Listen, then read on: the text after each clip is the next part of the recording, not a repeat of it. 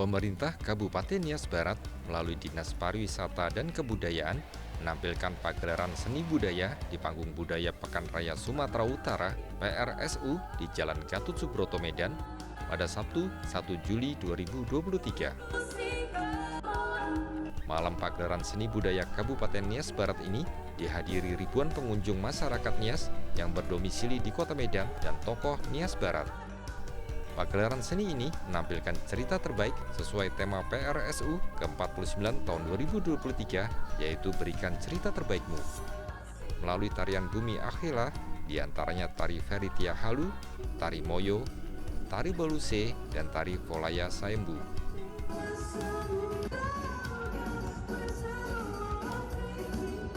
Bupati Henoki Waruwu dalam sambutannya mengajak warga Nias Barat dan warga Sumatera Utara berkunjung ke Pavilium Kabupaten Nias Barat di Komplek PRSU untuk melihat produk-produk UMKM berupa kerajinan tangan dan kuliner hingga pemasaran potensi daerah, pariwisata, kebudayaan, pertanian, perikanan, kelautan, peluang investasi, dan sektor penting lainnya.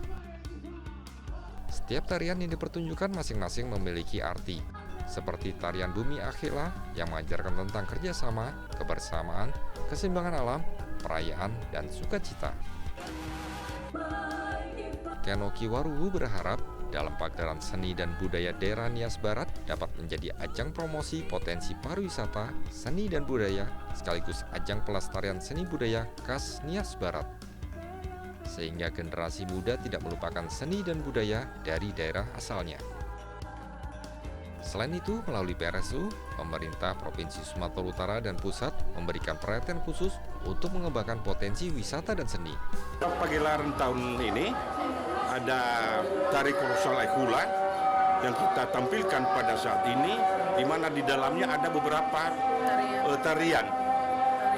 Tari Volaya Saembu atau tari kemenangan itu, Faritia Halu, ya tari tradisional kita di Nias Barat, tari Moyo atau tari Elang, tari Baluse atau tari perang tadi, dan juga tari Volaya Saembu.